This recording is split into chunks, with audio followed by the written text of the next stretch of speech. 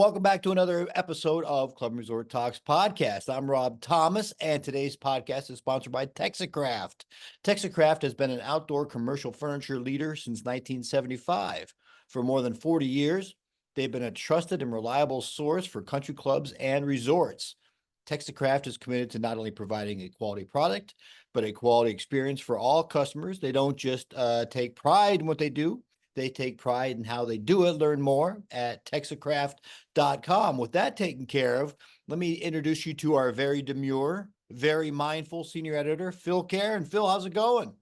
I'm doing great, Rob. How are you? Wonderful, wonderful. No complaints. No complaints. It's a hot one out there today, I understand. Yes, very hot. It's a rough one, yeah, for sure. But I think we have relief in sight. It's supposed to be nice, little cooler temperatures this weekend. Yeah, cool air coming from our neighbors up north. So we'll wait for that one, I suppose. Yeah, absolutely. So what are you seeing in the news? Well, a lot of good stuff this week in the news. A lot of kind of nice variety, I thought, this week. One was a story we ran on clubandresortbusiness.com this week, talking about how the market for golf courses is seeing a big upswing.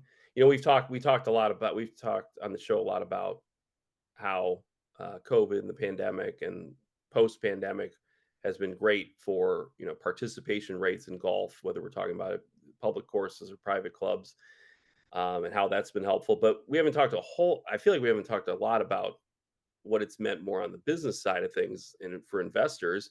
And we had a story this week talking about two clubs: one Hershey's Mill Golf Club in Chester County, Pennsylvania, and the other one, Candlewood Valley Country Club in New Milford, Connecticut.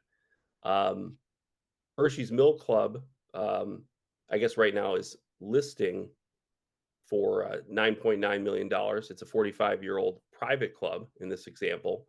It's got a 6,500-yard, 18-hole golf course, 25,000 square foot clubhouse, a lot of amenities. There's a that cater to a 55 plus adult community.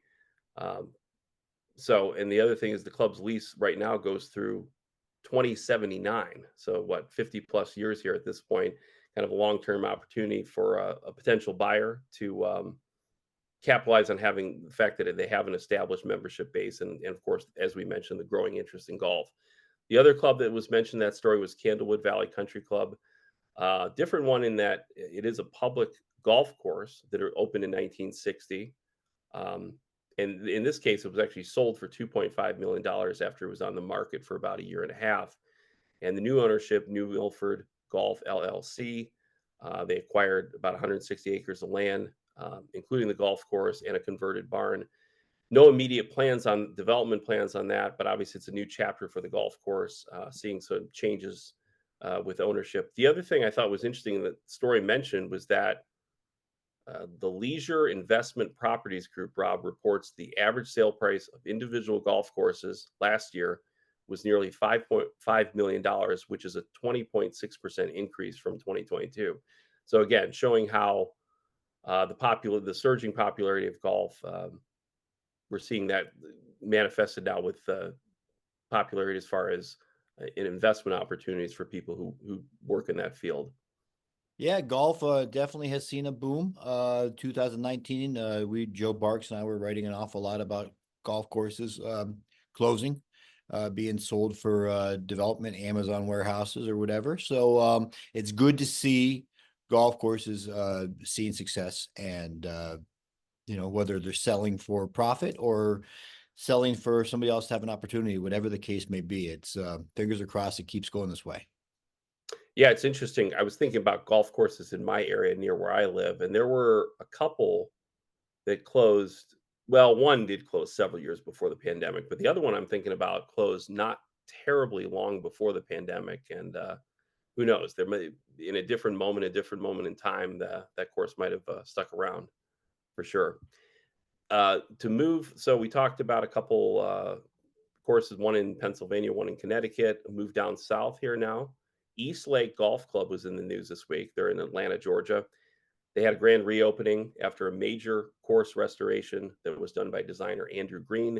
That coincides with the start of the Tour Championship, which started play on August 29th. And fairways have been converted from Meyer Zosha to Zora Zosha. Allows for kind of a firmer surface. So obviously the ball is going to roll more for people who are hitting the ball out there. Greens have been converted from Mini Verde Bermuda to Tiff Eagle Bermuda. That's going to provide putting surfaces with improved speed, consistency, and there's that buzzword again, overall playability. So good to see that. Placement of bunkers is out there as well. Um, they have bunkers where not only around the greens but also in the fairways too. Fairway bunkers have been layered at different distances from the varying teeing areas, so requires players to be more accurate off the tee, which is a good challenge for golfers as well. More accurate, though, of course, in line of play and also the distance of shot. So great to see all that, and of course, that's coinciding with that Tour Championship, which is underway right now as we speak. Yeah, I see that Xander Schauffele has traditionally had a lot of success at East Lake. Not so much this year. Well, he shot 1 under yesterday, but it's a brand new golf course. It's playing totally different than it did before. Some of the players were complaining a little bit how they're not used to these greens, and they expect it to be breaking left, and it's a straight putt or whatever the case may be. They remember maybe the past. It's a totally different golf course this year. It might look similar on the surface, or 10,000-foot view, but it's playing a lot differently. So I think it's going to test these guys. Scotty did shoot a 6 under par. Was that 65? I think it's a par 71 for the pros. So he hasn't been fooled by it too much. Right, sounds like it there. Yeah, and that's always well, that's just it speaks to that's always an adjustment with greens. If you're playing a golf course for the first time, getting the feel for the speed and the breaks on a green is always a challenge, and it's always a learning curve. Okay, it'd be interesting to watch as the weekend unfolds to see if those scores improve once gentlemen start to kind of get a feel for how those greens, how the breaks work, as well as the speed. I think the speed's always the most important thing with that, for sure. So looking at, I was in it, moving to North Carolina, Lake Toxaway Country Club, um, which is a private club in Western North Carolina. They have 2 new amenities, which I caught my eye this week, Rob. One is a standalone golf academy, and the Nest, which is a facility that's going to include a climbing wall. So the golf academy there, which is located at the Tom Fazio Learning Center, actually opened in May. They have all kinds of full player development program, swing analysis, golf club fitting services, training program, golf instruction with the PGA professionals that are at that club. Also, there's lounge, restroom, office, hitting bay, 3 covered hitting stations. Of course, they have, as you might guess, the top tracer range technology. It's going to display all the swing and ball flight data you need. Looks like a great facility there. Also, the other item, which this part definitely caught my eye, the Nest. It opened in June, and it's the club's newest youth and adult amenity. Interesting thing here is the Nest offers a 30-foot climbing wall with 3 different climbs, and it's a 30-foot tower can be ascended and descended using netting and poles. And there's a covered observation deck on top. Sounds great because they're in the mountains out there. Looks like 2 great amenities, Rob, that I think will help retain members and attract some new ones too. Yeah, well, you're seeing it more and more. It's so much more than just golf these days. Even these private clubs are trying to attract and retain families, and give kids something to do that aren't maybe into the golf course or playing other sports. So good on Lake Toxaway. Absolutely, absolutely. And speaking of, you're right. You just mentioned there how it isn't just about golf. My last story I was going to mention, I'm going to mention a club looking at adding facilities in a different sport as well. The Glens Falls Country Club in Queensbury, New York, which we featured in early 2023 as a cover story. They are now hoping to add 2 outdoor paddleball courts to their existing 3. It's catering to growing member demand for more facilities for that sport. It's the latest development. It's just one component of a bigger enhancement strategy that they have there. out in New York. Earlier this year, they had expanded amenities by adding 6 new pickleball courts. We've talked about pickleball a lot. Obviously, big demand for that. But not to leave golf out, they also have done some big renovations with their golf course, updates to tee boxes, fairways, and greens, big improvements to several of the holes, number 1, 5, 12, and 16. And so kind of nice to see Glens Falls, which we featured before, doing a lot of investments in multiple areas with their facilities. Yeah, I think that's a story that you covered a couple of years ago. Yep. It's a 4-season resort, so paddle fits right in with that. With the heated courts, you can play year round. I'm sure they have a warming hut out there. My old club, Mayfield Country Club, has curling. I was For some reason I drew a blank. I'm looking forward to the Olympics, Winter Olympics coming up. But yeah, so there are some clubs out there in the Northeast that are catering to 4 seasons, and good on Glens Falls. And I think that is a nice little transition into your guest that you spoke with this week. Yeah, absolutely, Rob. And actually, still kind of staying in the Northeast there. Um, well, to backtrack real quickly, we a couple weeks ago had a webinar where we had folks on from the Philadelphia Cricket Club. They were talking about how clubs could up their racket sports game to attract some more members for those reasons. And during that, there was some discussion. They Philadelphia Cricket Club offers you name a racket sport, they offer it. They offer all of them, including squash and padel. And during that, there was brief discussion of the sport of padel. At the time, actually, during that webinar, I had thought about interjecting a question about asking them to give us a little bit of an overview of padel, but I didn't feel like it kind of fit in with their discussion. I didn't want to send them on a new tangent. I mentioned that to them after the webinar was over, and Rich Wade, who is the director of squash and padel at the Philadelphia Cricket Club, offered to do an interview to talk about, give us a padel 101, have club leaders learn more about the sport, and then talk about the club's history of when they decided to add it, why they added it, and how it's been received by members so far. And yeah, Rich and I had a great discussion about that the other day, and look forward to sharing that with our viewers and listeners here. Great. We're always talking about paddle or pickle is the fastest growing sport in the country, whereas paddle or padel, depending on which way you pronounce it, is the fastest growing sport in the world. So I'm looking forward to watching your interview. Let's get to it. Welcome back to Club and Resort Talks. I'm Phil Keren. Well, here at Club and Resort Business, we recently hosted a webinar with some of the leaders from the Philadelphia Cricket Club. Um, and in addition to tennis, pickleball, and squash, the club officials also talked about a sport called padel. We've talked, of course, on a lot of the podcasts here at Club and Resort Talks about the rising popularity of pickleball and how that's become a standard component of many clubs' racket programs. But this other sport, padel, which we heard a little bit about during the webinar a couple of weeks ago, is beginning to catch on here in the United States. It is a combination of tennis and squash. Some cursory research I did found about 15 states in the United States now have more than one padel club. But anyways, I thought it would be a great time for us here at Club and Resort Business to learn more about the sport of padel and have our club leaders learn more about the sport, in particular to see if it is a racket offering that they would want to have at their club.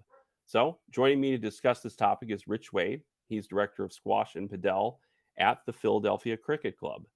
Rich, welcome to Club and Resort Talks. Thanks, Phil. Thanks for having me back. Oh, you're welcome. My pleasure. Well, first of all, let's do a sort of a Padel 101 here, kind of give an overview of the game, how it works, how scoring works, kind of introduce it to our audience here. Yeah, so it is rooted in tennis and squash, as you said. From a scoring standpoint, it mimics tennis. And then from a gameplay standpoint, there's really two major components. Obviously, squash doesn't have a net, and so it has a tennis or platform tennis feel in the sense of you're playing over a net. But it's also surrounded with glass, a combination of glass and a fence that the ball can rebound off of. So very much like tennis at the net, very much like squash at the backcourt, and when the ball starts rebounding off the glass, which I think is what makes it appeal to so many different people. And especially at the Philadelphia Cricket Club has brought those two constituent groups together, which typically compete or play in silos. Interesting. Well, it also sounds like, I don't think you mentioned, but playing off the wall and stuff sounds like a little bit of an element of racquetball in there too. Is that Yeah, right? yeah, I Yeah. think sort of it in my mind it brings all racket sports together. So you my limited knowledge of racquetball is that's played faster. Yeah. There's maybe less touch and it's very aggressive. And that's what most people do when they first start playing padel is they hit the ball way too hard. So it is a little more nuanced than racquetball, and but it does obviously have elements. So squash and racquetball sort of being interchangeable in that sense. Right. Can you share a little on the history of the game and as far as where it started and kind of where it's popular now across the world? Yeah, so started in Mexico and adopted by Spain, late 60s, early 70s. Sort of Spain is a traditional powerhouse of the sport, along with countries like Argentina, Mexico, as I said. The Scandinavian countries have adopted it. And then there's a lot of emerging countries, the US being one of them, and we're obviously proud to be a part of that movement. The UK, Dubai in the Middle East, it's massive. Catching on in Australia. I was there a couple of years ago and it was just getting introduced to the Australian community. So it's growing fast. And I think we look to Spain, Italy, Portugal, Argentina, Mexico, Chile. I understand Chile may have the most courts per capita in the country. And our head professional here is from Chile, so he's very proud to represent that. Excellent. Well, you kind of touched on that at the beginning of the conversation there, but I was curious then, and I'm sure other club leaders and racket professionals are curious. How does padel compare to other racket sports as far as difficulty level? Where would you put that with the other ones? Yeah. So it's sort of easy to play, hard to master, is something that we sort of preach here. Much easier than a squash or a tennis, and maybe even platform tennis to start with. But it has a lot more nuances and incredibly difficult as you watch the best players in the world. And most of what we see on Instagram or YouTube is really like the most outrageous rallies and snippets of it. I highly encourage people to watch an entire match because they don't have those rallies every single rally. It maybe happens more often than we think, but they miss serve returns too, and they make dumb errors as well. But yeah, it's easy to pick up, and I think that's why it may challenge pickleball ultimately, because I can speak for our membership here at PCC. A high amount of what was the pickleball players are playing padel because it has some elements of being easier to begin with. It's an underhand serve. The surface that you play on is quite forgiving. The racket is short, so it's closer to your hand and closer to your body. So there's elements that make it easy. And then sort of younger or higher level community that want to be challenged aspire to sort of see what they see online, and that's really difficult to do. So it's really appeased to both ends of the spectrum and then everyone in between from a skill and an age standpoint. And I'm sorry, you may have said this. Is it? And I think I read about it online this way. It is almost entirely played as doubles competition, right? Yeah, so there is a singles version. The court is smaller. I don't believe there are many around. And when we went through the process of trying to adopt the sport, it was key for us that we're a social club ultimately. We want the most people playing, since traditionally it's played as a double sport, and that kind of fit in with our philosophy around what the club is about. We did go for 4 doubles courts. But yeah, there is a singles version. Kind of curious to see if that takes off, but for now, typically played as doubles. Okay. And then talk a little bit. I know before we came on here, you were telling me that it was about 4 years ago when the Philadelphia Cricket Club sort of started the process of bringing Padel there. Can you talk about how that worked and I guess kind of why you decided to bring it to the club and the steps you had to take to make it happen? Yeah. I really think we were fortunate in many ways. Marcos Del Pilar, who's based out of Lake Nona in Orlando now and works with the USPTA and runs a lot of the coach certification. He actually set up 2 public courts 10 minutes from the club here. And maybe bad for him, good for us in the sense of COVID hit. The courts really got abandoned in many ways. So what was meant to be sort of a robust program out of the facility was disbanded and put on hold while COVID, while we went through that whole rigmarole. Second piece to that was, well, I'm a squash coach and we're in the city limits of Philadelphia. And that was the last thing that anyone wanted to do during COVID was play a recreational sport inside. So, well, the squash community moved to the Padel community very quickly and would play at these 2 public courts. And that was the summer of 2020. And the following September, our GM went down to the World Rackets Conference in Orlando and saw this sport Padel. And really fortunately, he came to me and said, "Hey, what about Padel?" And I said, "Well, all of our squash community is already playing, and who knows what happens with, the virus and do they ever come back?" And the ball started rolling then. So September of 2020, we began the process of sourcing courts, what's the cost, where would we put them, and going through the process internally with the club of getting approval from club leadership that, we're trying to sell a sport that very few had heard of, but we were being assured by many that this was going to be the next best thing, and you don't want to miss out on being first to market. So, yeah, that was September 2020. Okay. And so now you have, is it 4 courts there Yeah, we at the built club? 4 Okay. courts. Yeah. Okay. So we opened those February of 2023. We've had 18 months of play and it's just gone crazy. It's really changed the landscape of the rackets community here and felt like a long time, sort of just 2 years before we broke ground and started the installation. But I'm positive that no one regrets doing it now. How has the feedback been from members so far about having Padel there as a racket option? Yeah, it's been great. Mhm. Sort of we'll see what the data says after the season. Anecdotally, we have about 1,000 members playing, a little over 1,000. Now, some aren't playing regularly, but the data suggests that we have just over 1,000 members that have tried it. If you want to book a court in a prime time slot, early morning or in the evening, you have to book a week in advance. So it's kind of tested people's patience from managing their calendar standpoint, but that's only a positive, right? People are excited to play.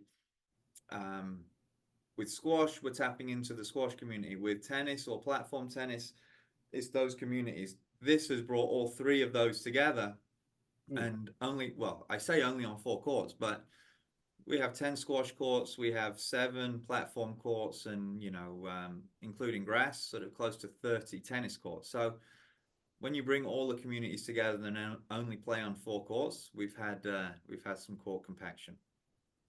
Great. So I'm wondering though too, is Padel a sport where it's already like it's somebody who's already playing other racket sports and they're kind of adding it to their menu of racket sports they could choose from? Or, I mean, do you have some folks who, like Padel is the first racket sport they've ever taken up, or is that fairly unusual? I'm just curious about that.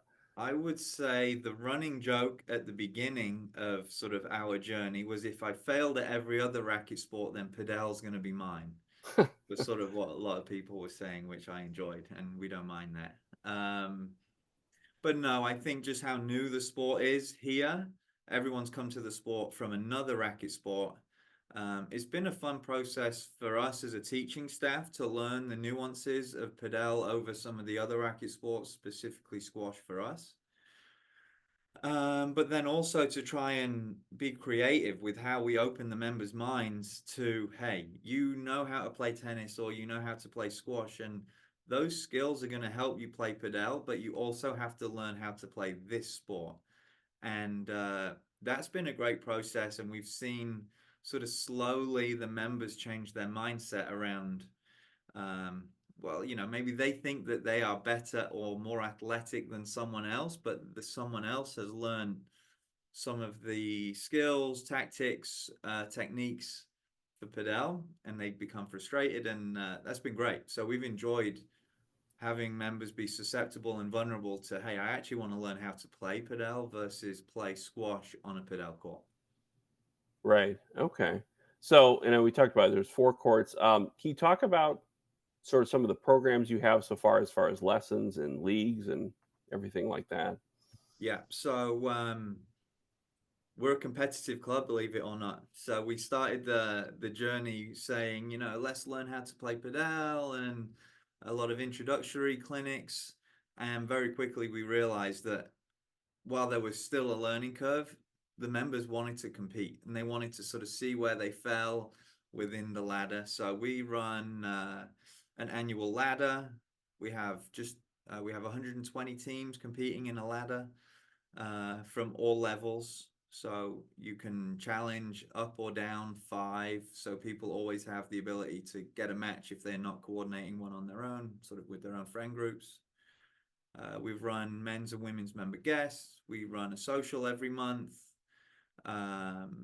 We try not to over program week to week, knowing that the community is keen to play. There were some frustrations at the beginning, and we heard them that, like, hey, we want to play. This teaching staff are taking up 2 courts for a clinic in a prime time, and so we just adapted.